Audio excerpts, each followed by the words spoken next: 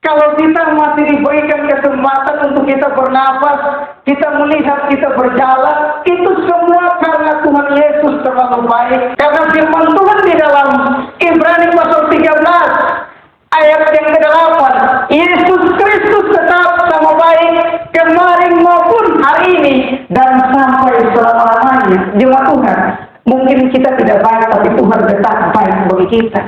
Mungkin kita mengecewakan Tuhan dalam kehidupan kita, kita tidak setia kepada Tuhan, tapi Tuhan tetap setia, karena Dia Allah yang tetap mengenapi janji-janjinya bagi jemaat Tuhan dengan saya. Tuhan baik kepada orang Dia, Tuhan baik kepada orang Alfa, Tuhan baik kepada orang Suri, Tuhan baik kepada orang Mundama. Karena kita di mata Tuhan, kita berharga di mata Tuhan. Amin. Kita bisa begini, keriting-keriting begini, kita berharga di mata Tuhan. Mungkin orang lain merendahkan kita, orang lain menjatuhkan kita. Anda dengan saya berharga di mata Tuhan. Amin.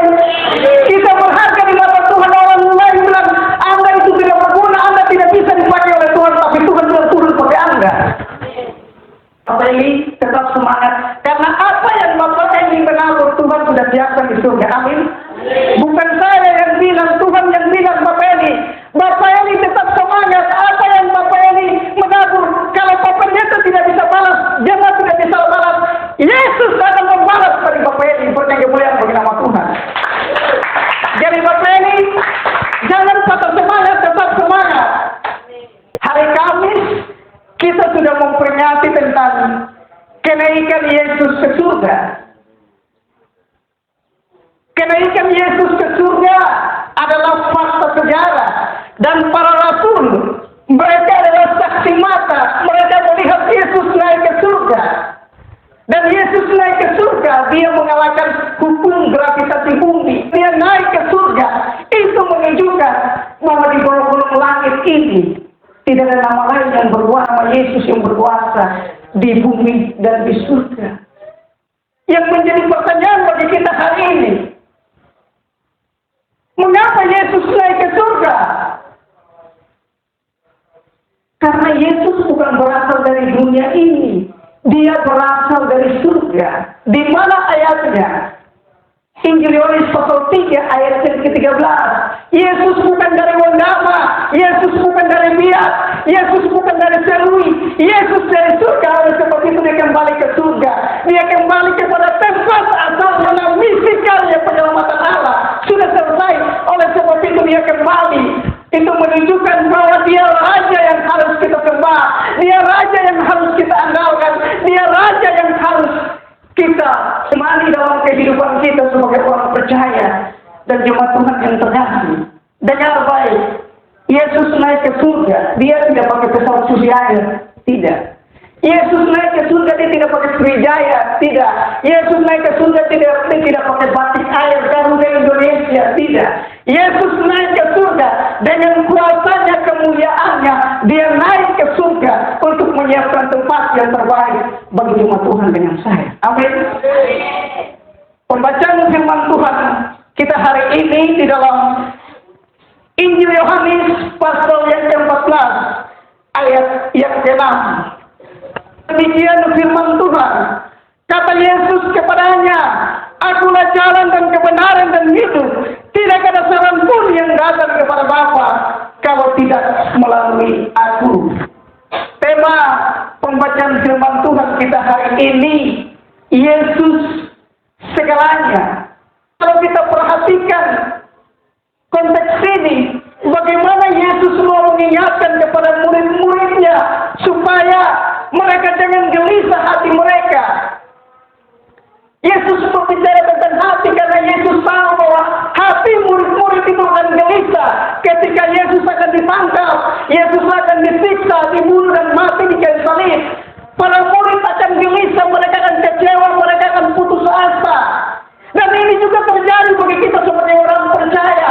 Kalau kita sudah percaya kepada Yesus sebagai Tuhan dan Juru Selamat, jangan kita gelisah. Amin. Kita tetap percaya kepada Tuhan. Karena Tuhan sudah siapkan tempat yang terbaik bagi kita di surga. Kita mengikut Tuhan itu kita menderita di dunia. Tapi Tuhan sudah siapkan tempat yang terbaik bagi kita. Bukan saya sendiri. Kita semua yang hadir di tempat ini. Yesus sudah menyiapkan kita. Jadi kalau kita perhatikan ayat pertama, bagaimana Yesus sudah tahu bahwa murid-murid mereka akan gelisah, mereka akan putus asa, mereka akan meninggalkan Yesus ketika Yesus akan ditangkap, Yesus akan disiksa, Yesus akan dibunuh. Yesus sudah tahu, tapi Yesus mengingatkan mereka supaya janganlah gelisah hatimu, percayalah kepada Allah, percaya juga kepadaku. Di rumah Bapakku banyak tempat tinggal. Jika tidak demikian, tentu aku tidak mengatakan kepadamu, sebab aku pergi ke situ untuk menyediakan tempat bagimu. Amin.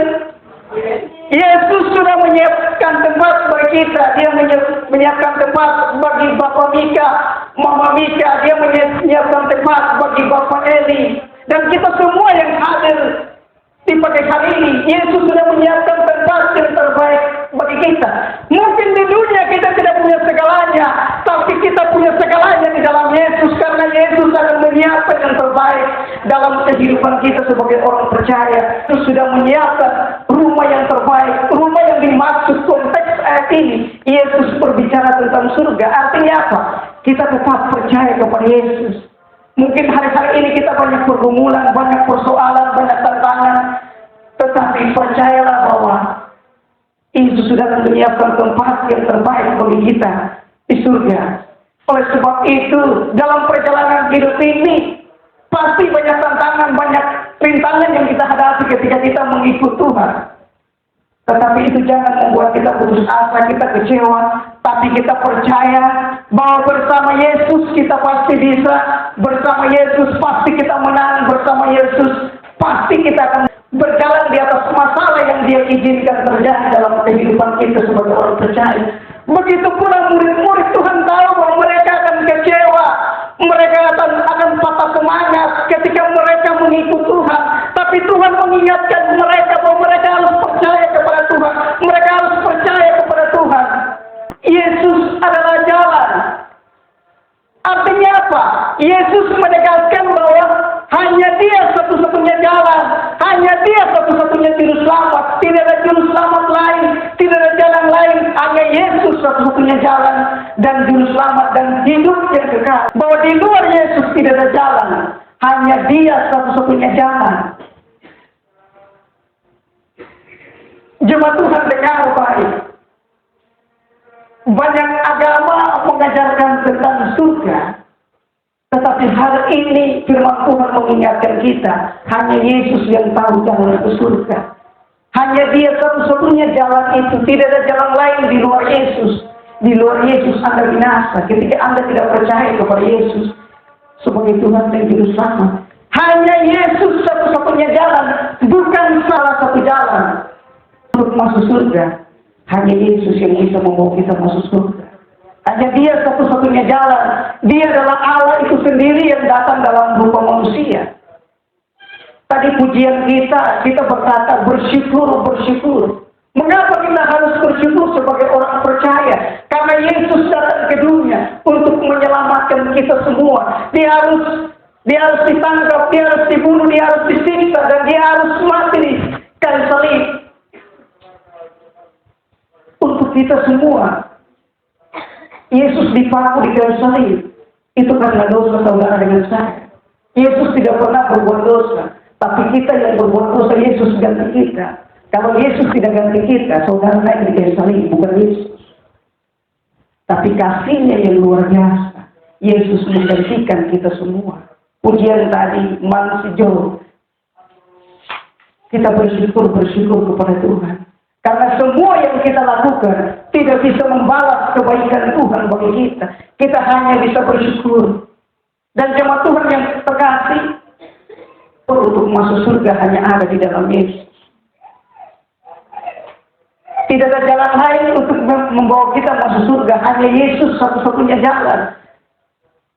Dan hanya Yesus yang nanti datang kedua kali. Dia pegang tangan saudara dengan saya dan membawa kita ke surga. Karena Yesus datang dari surga, maka Dia akan membawa kita ke surga. Hari Kamis kita sudah memperingati tentang kebangkitan Yesus. Ketika Yesus mati, murid-murid semua mereka patah semangat.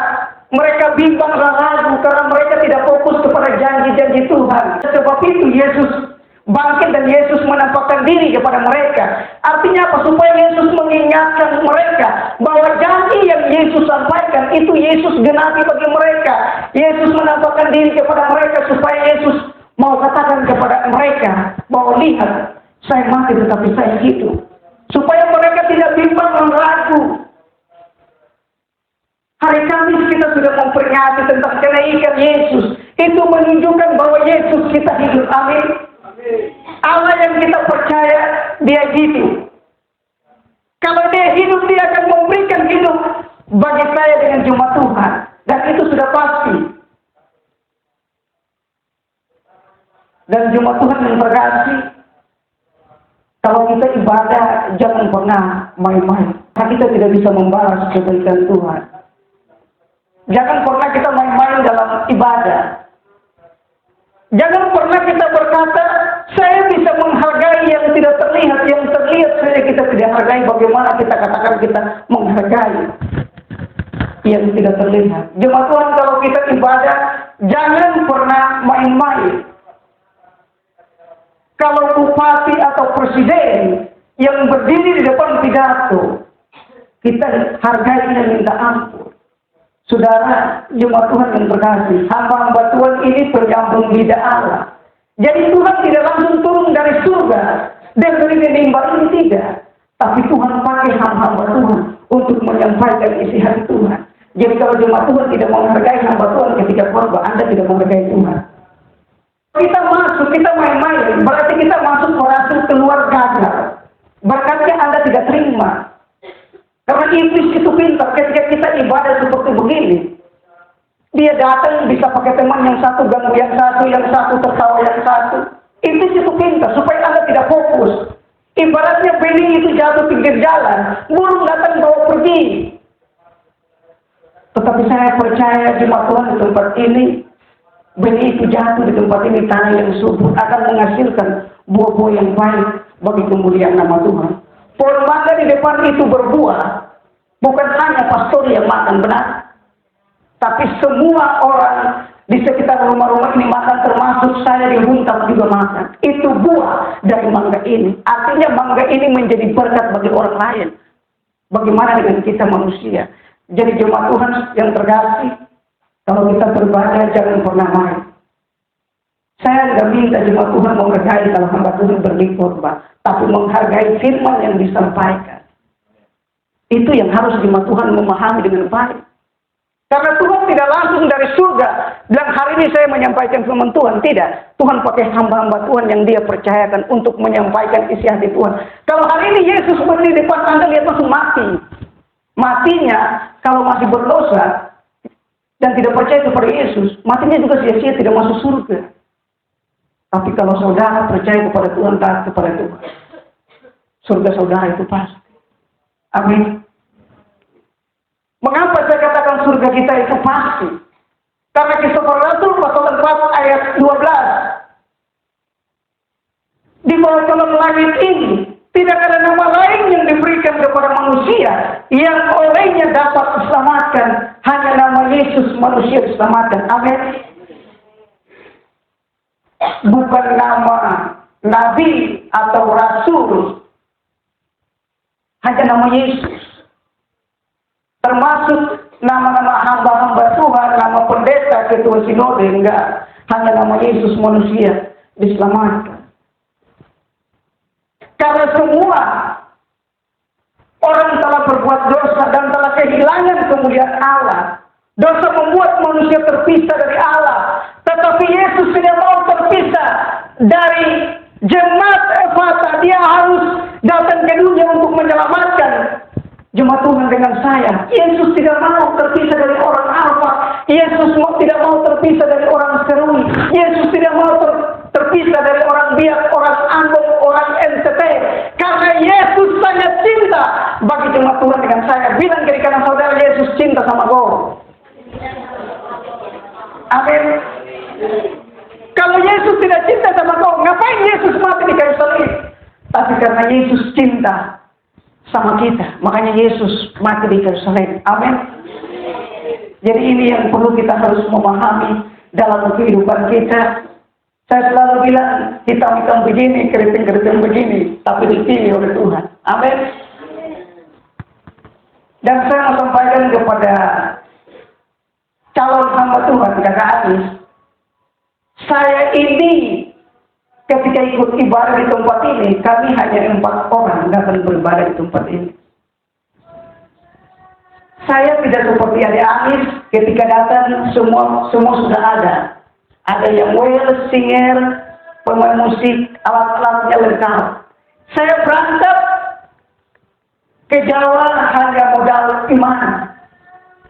Karena mengikut Tuhan itu keputusanku, bukan apa kata orang. Dan saya mau katakan bahwa kalau Tuhan pilih Anda, itu pilihan. Amin. Kalau Tuhan pilih Adik Anis untuk menjadi alatnya, itu Tuhan yang pilih, bukan Pak Pendeta yang pilih, bukan. Tapi Tuhan yang pilih. Kalau Pak Jokowi pilih Bapak Mika jadi menteri, apa perasaan Bapak Mika? Jujur. Kalau Pak Presiden telepon dari Jawa sana, Bapak Mika jadi menteri pendidikan, apa perasaan Bapak Mika? Bersyukur dan bangganya luar biasa. Apalagi Bapak Mika main musik, itu Tuhan yang pilih dan Tuhan yang percayakan. Amin. Kakak Anis, Tuhan pilih Kakak Anis. Kalau Kakak Anis mau setia dan dengar-dengaran dan berangkat sekolah hamba Tuhan, saya percaya firman Tuhan itu jelas. Kita bukan ekor tapi kepala. Dan kita akan tetap naik, tidak akan turun. Itu kata firman Tuhan, bukan kata saya. Dan Kakak Anis, kalau kita sudah serahkan diri sepenuhnya kepada Tuhan, Tuhan akan pakai kita luar biasa. Dulu saya tidak bisa berdiri depan sini untuk menyampaikan firman Tuhan. Tapi saya percaya kalau Tuhan panggil, Tuhan akan memperlengkapi. Kalau Tuhan panggil, Tuhan akan memberikan penghiburan. Kalau Tuhan panggil, Tuhan akan tuntun kita supaya kita berjalan sesuai dengan apa yang Tuhan mau. Dan saya percaya Tuhan ada punya rencana yang besar bagi kita. Bukan saja saya, tetapi Tuhan yang hadir di tempat ini, Tuhan ada punya rencana yang besar bagi kita. Dan khususnya calon hamba Tuhan Kakak Anis, kalau Kakak Anis mau untuk ikut Tuhan, Tuhan akan pakai Kakak Anis luar biasa. Dan apa yang tidak pernah dilihat oleh mata, didengar oleh telinga, timbul dalam hati manusia, itu Tuhan akan nyatakan dalam Kakak Anis. Yang penting mau ikut Tuhan. Ketika kita ikut Tuhan pasti seperti Musa. Tuhan saya ini tidak pandai berbicara. Tapi kita belajar dari Mama Margaret yang dulu tidak bisa berdiri depan sini, tapi sekarang bisa berdiri depan sini. Karena apa? Kalau Tuhan panggil, Tuhan akan memperlengkapi. Apa yang tidak bisa bagi manusia, apa yang tidak bisa bagi dunia, itu bagi Allah tidak ada yang mustahil. Bukan mustahil, mustahil. Kalau mustahil, nama dari saudara-saudara kita di sebelah. Kiranya kasih Tuhan ini menyertai kita, membuat kita untuk tetap bersatu. Kalau sapu itu, kalau hanya satu saja, dia sapu daun mangga itu tidak akan bersih. Tetapi sapu itu dia bersatu. Tidak sampai 2 jam, 3 jam, daun mangga itu bersih. Dan saya percaya, kita yang hadir di tempat ini tetap semangat. Bapak Eli, tetap semangat. Walaupun jalan kaki, Bapak Eli, saya juga kemarin jalan kaki pulang. Itulah kita melayani Tuhan. Saya pulang juga jalan kaki. Tapi lagu dari kita punya bahasa Arab bilang bersyukur, bersyukur, bersyukur. Seringkali kita diberkati, seringkali kita diberikan penghiburan, seringkali kita punya segalanya, baru kita bersyukur. Tetapi ketika kita dalam masa-masa kesulitan, kita tidak mau bersyukur. Kalau kita punya segalanya, kita bersyukurnya luar biasa. Tetapi kalau kita tidak punya segalanya, apakah kita mau bersyukur dalam kehidupan kita sebagai orang percaya atau tidak? Dan jemaat Tuhan, hari ini firman Tuhan mengingatkan kita bahwa hanya Yesus satu-satunya jalan. Tidak ada jalan lain, tidak ada Allah lain. Hanya Yesus satu-satunya jalan, hanya Yesus satu-satunya Allah yang benar dan tidak hidup yang kekal. Jemaat Tuhan, kalau Yesus satu-satunya jalan dan dia adalah Allah yang benar, berarti di luar Yesus tidak ada Allah yang benar dan jalannya semua palsu. Itu kata firman Tuhan, kalau Allah benar, surga itu benar. Dan firman Tuhan jelas bahwa Yesus satu-satunya jalan dan dia adalah Allah yang benar. Di mana di Alkitab dikatakan Yesus adalah Allah yang benar? 1 Yohanes pasal 5 ayat 20. Ia adalah Allah yang benar dan hidup yang kekal. Kalau Allah itu benar, surga itu benar. Tapi kalau Allah itu palsu, surga itu palsu. Tetapi saya percaya kita yang hadir di tempat ini, Allah kita benar dan tidak palsu. Kalau Allah kita benar, pasti surga kita benar. Amin. Bilang kiri kanan saudara, surga kita itu benar. Amin. Karena Allah kita benar, surga kita benar. Kalau Allah salah, tidak mungkin Allah masuk di surga.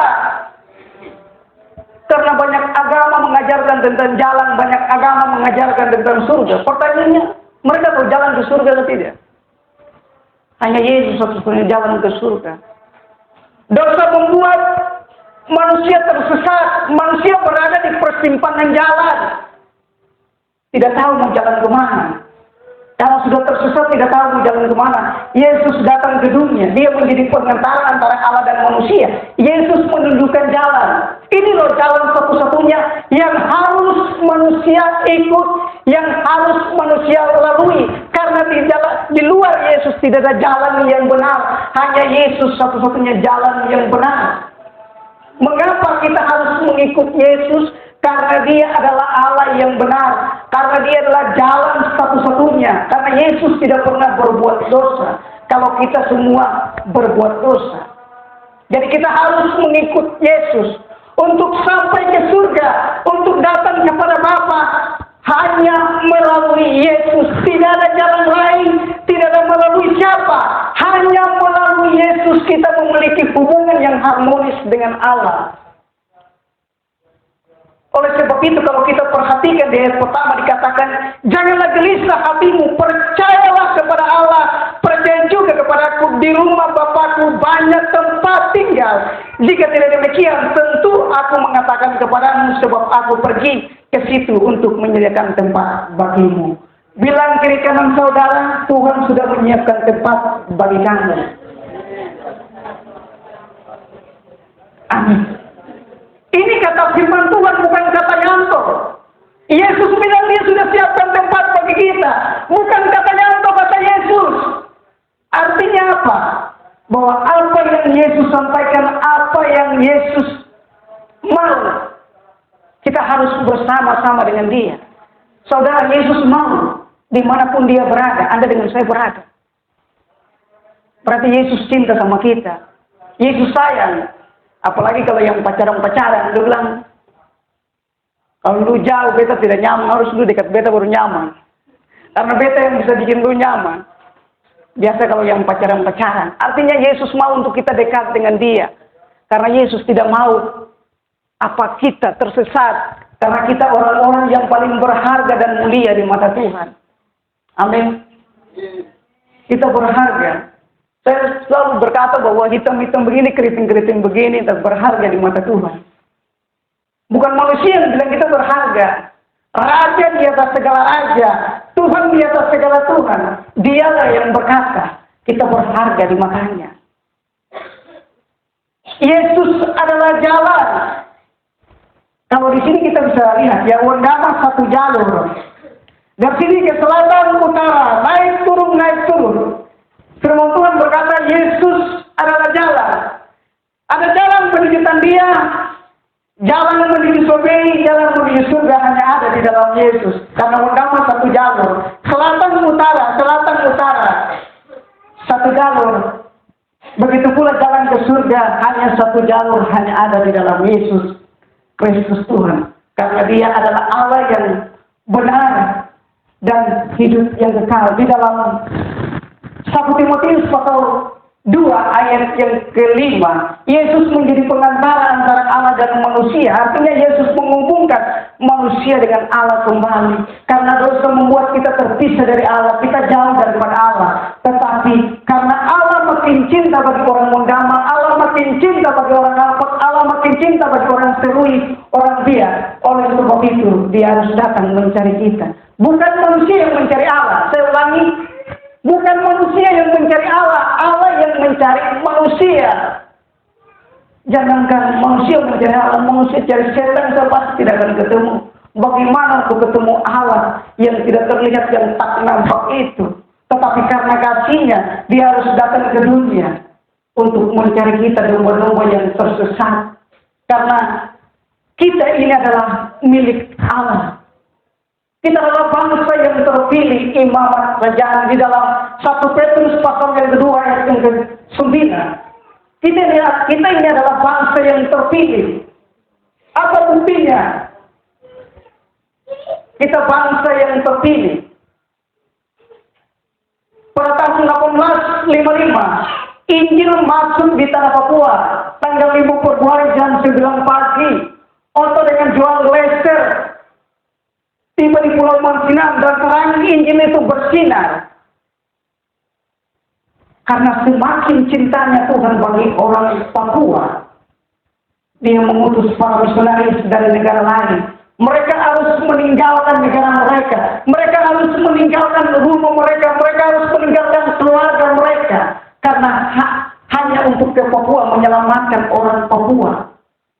Banyak misionaris ke tanah Papua, mereka semua mati dibunuh. Pertanyaannya, apakah rencana Allah gagal bagi orang Munama, orang Papua? Tidak. Tetapi Dia memerintahkan para misionaris semua ke tanah Papua untuk menyelamatkan orang Papua. Karena mungkin menurut orang lain kita tidak berharga, tapi menurut Tuhan kita ini berharga. Dan pendeta Ishak Semlegele, dia berkata, ketika dia akan pergi dari tanah negeri ini, banyak orang akan ke tanah Papua hanya mencari kepentingan politik. Dan itu fakta. Hal itu akan terjadi bagi kita. Tetapi perkataannya yang luar biasa, dia bilang, kalau bangsa ini tidak memimpin bangsa ini akan bangkit memimpin bangsa ini sendiri. Artinya, dari tanah ini, dari tempat ini, akan bangkit para pemimpin-pemimpin yang akan dipakai oleh Tuhan secara dahsyat dan luar biasa. Ketika saya belum berangkat ke Jawa, saya dengan Pak Pendeta naik ke Buktantuniere di Batu Inspirasi, karena Pak Pendeta juga baru datang. Ketika naik, jalannya belum bagus. Pak Pendeta tanya, "Ya aku sudah dekat, saya Bapak dekat situ. Saya bilang Bapak dekat situ." Bapak Pendeta tanya begini, "Katanya aku sudah dekat, saya Bapak dekat situ." Bapak Pendeta tanya, "Katanya aku sudah dekat, Bapak Osa." Saya bilang, "Sudah, Bapak dekat situ, perlu masih jauh ke atas." Itu belum seperti zaman sekarang yang bilang bismen. Itu Bapak Pendeta kita baru naik ke atas, itu luar biasa. Ketika kita ke atas, bayangkan, hari itu saya tidak punya uang untuk berangkat sekolah hamba Tuhan. Tanya Bapak Pendeta, saya bergumul, "Tuhan, untuk mau pergi sekolah hamba Tuhan saya tidak punya uang." Ketika naik di atas, sering Bapak Pendeta berdoa. Bapak Pendeta selalu mengingatkan saya percaya kepada Tuhan.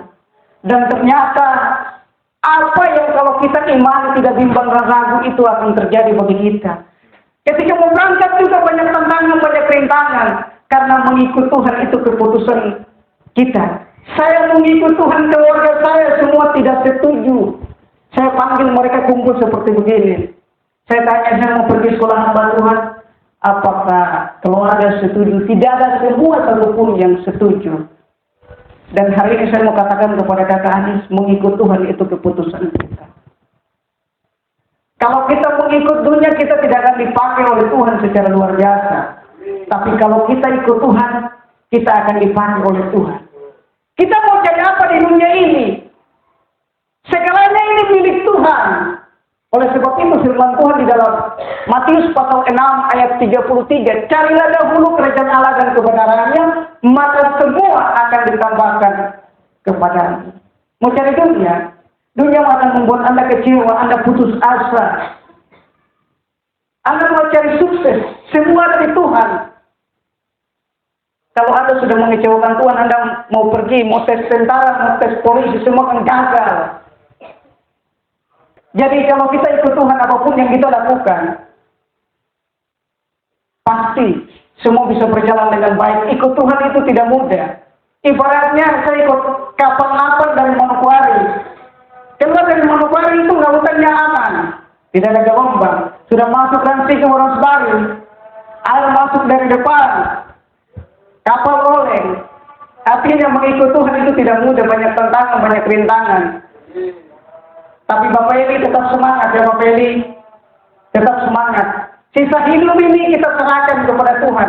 Karena firman Tuhan jelas di ayat yang kedua dikatakan, di rumah Bapakku banyak tempat tinggal. Jika tidak demikian, tentu aku mengatakan kepadamu sebelum aku pergi ke situ untuk menyediakan tempat bagimu. Bapak Eli, Tuhan tahu apa yang Bapak Eli lakukan di gereja ini.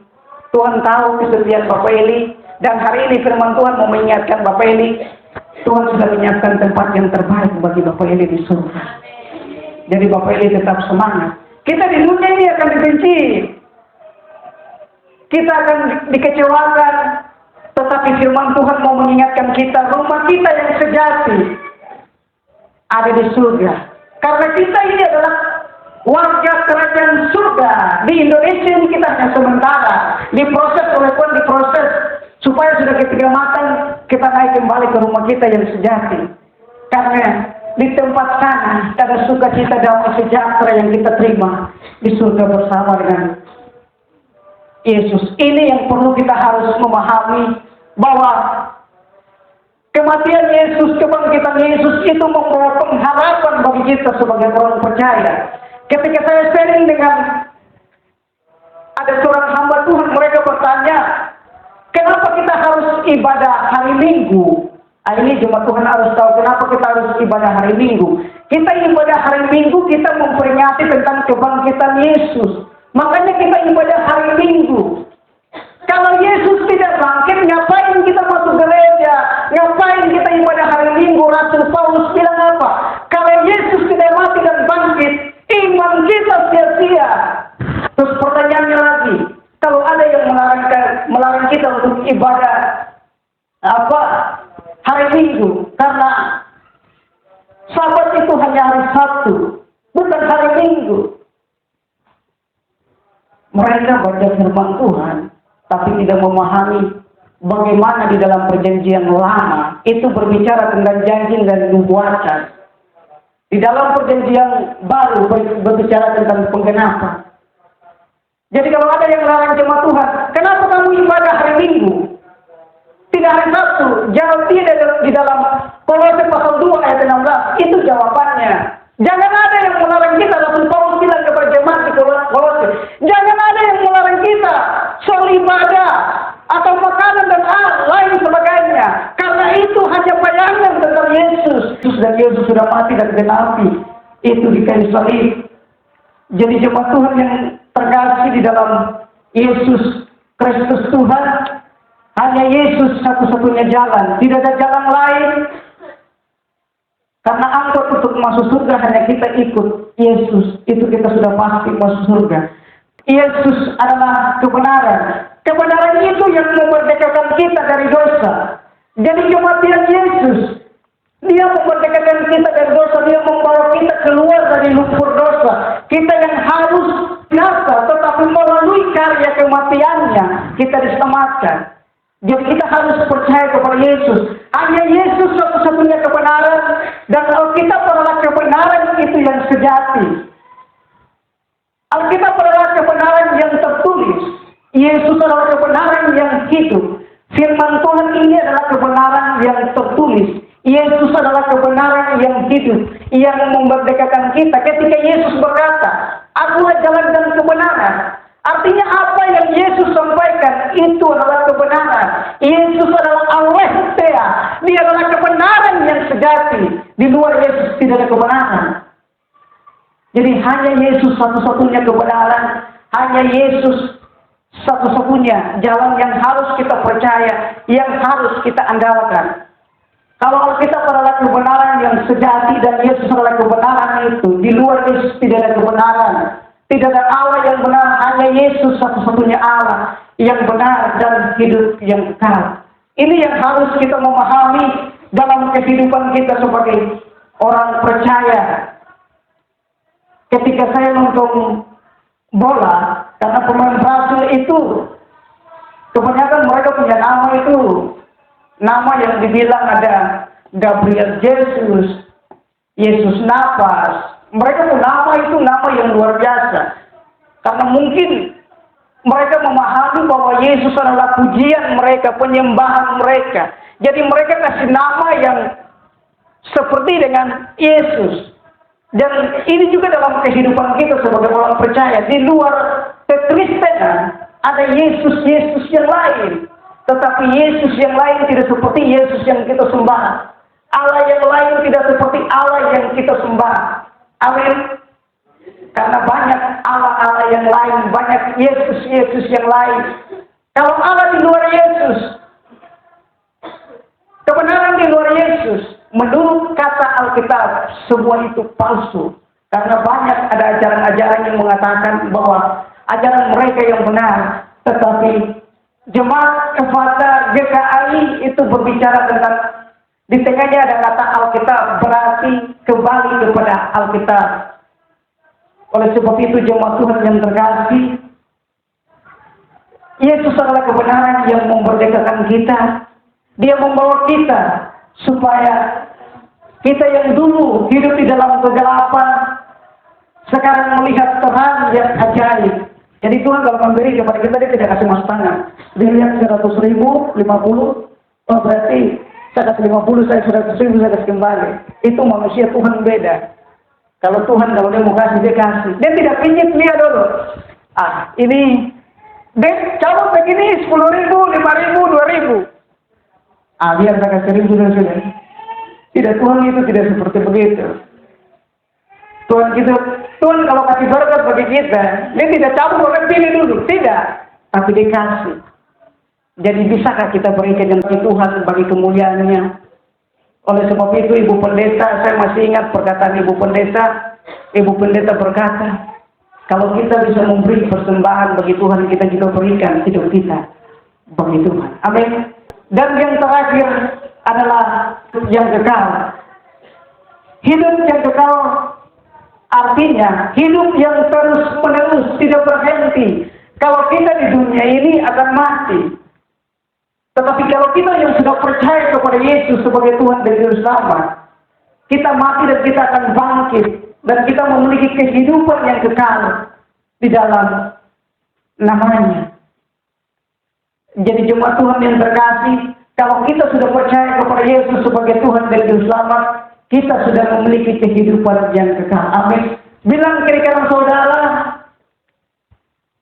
kamu sudah memiliki kehidupan yang kekal.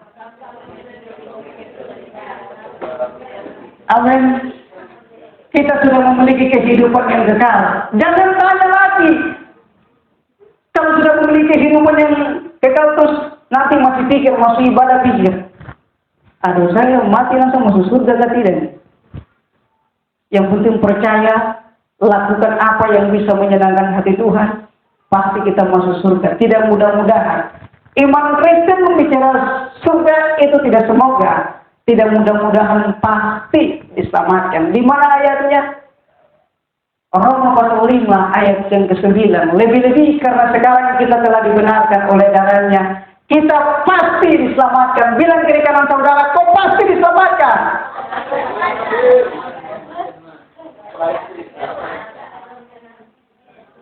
Yang di belakang, jangan tidur, kau pasti diselamatkan. Ini hamba Tuhan sudah kotor berapi-api di depan ini juga luar biasa. Saya ingat ketika saya baca firman Tuhan, kisah ketika Rasul Paulus berkhotbah. Ini Rasul Paulus khotbah dari malam sampai pagi.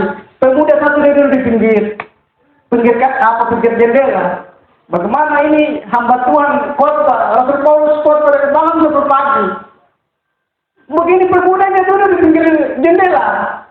Kalau duduk sampai dari malam sampai pagi, itu siapa yang tidak mengantuk? Oh, Pemuda berticam dari atas turun ke bawah langsung mati. Tapi puji Tuhan, Rasul Paulus minta kepada Tuhan dan dia dibangkitkan. Jadi jemaat Tuhan, jangan tidur karena kita sudah memiliki kehidupan yang kekal. Amin. Berikan kemuliaan dulu bagi nama Tuhan. Jadi kita sudah memiliki kehidupan yang kekal. Kita datang ini untuk Tuhan. Harus bangun, harus fokus ke depan. Tadi saya rencana mau khotbah jalan di bawah, supaya yang tidur-tidur saya kasih bangun. Tapi kalau saya dapat kesempatan khotbah lagi, nanti saya khotbah saya tidak di Limbar, saya turun di bawah seperti saya khotbah di Pegunungan Arfah. Karena kalau khotbah di atas bahaya, nanti ada yang tidur. Jadi harus turun. Turun seperti tidur langsung pukul. Firman Tuhan jangan tidur, supaya firman itu ketika kita dengar itu tersimpan menjadi bekal dalam kehidupan kita. Karena tadi saya berbicara tentang surga. Nanti ketika saya ke surga, Yesus tanya, ya kamu sudah menyampaikan akulah jalan dan kebenaran. Karena Yesus sudah sampaikan.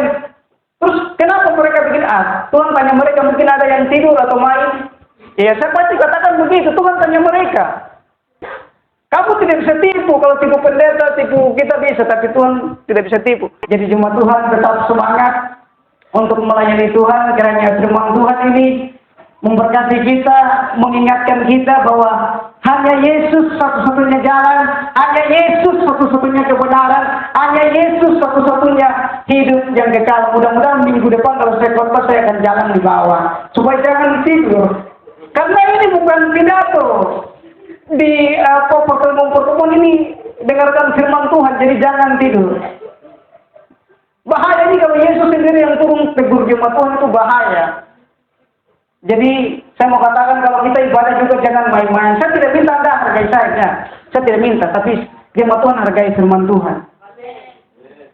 Karena Tuhan tidak langsung turun dari surga langsung diberi mimbar di khotbah, tidak. Tapi Tuhan pakai hamba Tuhan, bukan saya sendiri, tapi Pak Pendeta dan juga jemaat Tuhan yang senior itu adalah orang-orang yang Tuhan pilih. Apalagi yang beri depan sini adalah orang-orang yang Tuhan pilih. Bukan Pak Pendeta yang pilih, Tuhan yang pilih. Kalau Tuhan pilih, pasti Tuhan akan menyiapkan mahkota yang terindah dan luar biasa. Karena kalau kita berjuang kepada dunia, dunia tidak akan memberikan apa-apa bagi kita ketika kita akan mati. Tapi kita berjuang bagi Tuhan, kita melayani Tuhan. Sampai di surga Tuhan sudah siapkan mahkota yang indah bagi kita. Bapak Mika, Mama Mika, Pak Pendeta, dan kita semua yang hadir di tempat ini. Tuhan akan menyiapkan mahkota yang terindah bagi kita. Dan kita harus percaya hanya Yesus satu-satunya jalan, hanya Yesus satu-satunya kebenaran, dan hanya Yesus satu-satunya hidup yang kekal. Tidak ada jalan lain untuk manusia sampai ke surga. Hanya Yesus satu-satunya jalan. Jemaat Tuhan dengar baik, orang yang tidak pernah ke surga tidak mungkin membawa jemaat Tuhan ke surga, kecuali orang yang datang dari surga. Kalau hanya Yesus satu-satunya yang datang dari surga, maka dia bisa membawa jemaat Tuhan ke surga. Kiranya firman Tuhan ini memberkati kita, menguatkan kita. Bapak Eli, api itu tetap menyala. Amin. Ya, kita berdoa.